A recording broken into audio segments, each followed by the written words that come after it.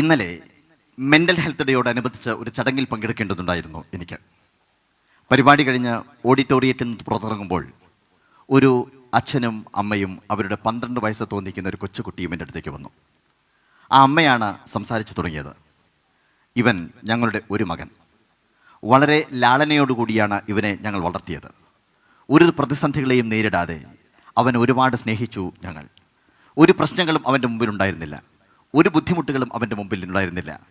ഇന്ന് ഞങ്ങൾ അനുഭവിക്കുന്ന പ്രശ്നം, അവന് മുറിയിൽ ഒറ്റയ്ക്കിരിക്കാൻ പേടി, പുറത്തിറങ്ങി ഒറ്റയ്ക്ക് പോകുവാൻ പേടി, സ്കൂളിലേക്ക് പോകുന്ന സമയത്ത് ആരെങ്കിലും നോക്കിക്കഴിഞ്ഞാൽ ഭയം. ഇതാണ് പ്രശ്നം. അവനോട് സാർ ഒന്ന് സംസാരിക്കണം എന്നാണ് പറഞ്ഞത്. ഞാൻ എൻ്റെ മനസ്സിൽ ചോദിച്ചു, ഞാൻ സംസാരിക്കേണ്ടത് അവനോടാണോ അതോ അവരോടാണോ എന്നുള്ളത്.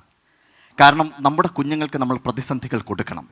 പ്രതിസന്ധികളില്ലാതെ അവരെ വളരെ ഈസി ആയിട്ട് വളരാൻ അനുവദിക്കുമ്പോൾ, എല്ലാ സൗകര്യങ്ങളും അവർക്ക് ചെയ്തു കൊടുക്കുമ്പോൾ നമ്മൾ അവരുടെ ഭാവിയെയാണ് നശിപ്പിക്കുന്നത് എന്നുള്ള കാര്യം നമ്മൾ ഓർക്കുന്നില്ല. ഹാരി ഹുദിനി എന്ന് പറയുന്ന വിഖ്യാത മാന്ത്രികൻ പറയുന്നുണ്ട്, stone walls do not a prison make nor iron walls a cage. ഒരിക്കലും കൽഭിത്തികൾ ഒരു തടവറയാകുന്നില്ല, ഇരുമ്പഴികൾ ഒരു ജയിലാകുന്നില്ല. നമുക്ക് പ്രതിസന്ധികളെ തട്ടിത്തെറിപ്പിച്ച് മുന്നേറാനുള്ള സ്വാതന്ത്ര്യം ഉണ്ട്. പക്ഷേ ആ സ്വാതന്ത്ര്യം നമ്മളാണ് കൊടുക്കേണ്ടത്. പ്രതിസന്ധികൾ മുമ്പിലുണ്ടെങ്കിൽ മാത്രമേ കുട്ടികൾക്ക് ജീവിതത്തിൽ വരുന്ന ഒരുപാട് പ്രശ്നങ്ങളെ അതിജീവിക്കാൻ സാധിക്കുകയുള്ളൂ എന്നുള്ളത് നമ്മൾ മാതാപിതാക്കൾ ആദ്യം മനസ്സിലാക്കണം. അങ്ങനെയാണെങ്കിൽ മാത്രമേ അവർക്ക് ഉയരങ്ങൾ കീഴടക്കാൻ സാധിക്കുകയുള്ളൂ. നിങ്ങൾക്കറിയാം, ലോകത്തെ ഏറ്റവും വലിയ പർവ്വതം എവറസ്റ്റ് കൊടുമുടി കീഴടക്കിയത് എഡ്മണ്ട് ഹിലാരിയാണ്. ഹിലാരി നേരിട്ട് ചെന്ന് എവറസ്റ്റ് കൊടുമുടിയെ കീഴടക്കിയതല്ല. 17 തവണയാണ് എവറസ്റ്റ് കൊടുമുടിയെ കീഴടക്കാൻ വേണ്ടി ഹിലാരി ശ്രമിച്ചത്. 16ാമത്തെ തവണ 100 അടി മാത്രം ബാക്കി നിർത്തി തിരിച്ചു പോരേണ്ടി വന്നു ഹിലാരിക്ക്. അന്നുവരെ ഏറ്റവും കൂടുതൽ ഉയരം കീഴടക്കിയ വ്യക്തി എന്നുള്ള രീതിയിൽ ഹിലാരിക്ക് ബ്രിട്ടീഷ് ഗവൺമെൻറ് ഒരു സ്വീകരണം കൊടുത്തു. ബ്രിട്ടനിലേക്ക് ഹിലാരി ചെന്നു. വേദിയിൽ ഹിലാരി നിന്നു. കർട്ടൻ ഉയർന്നു.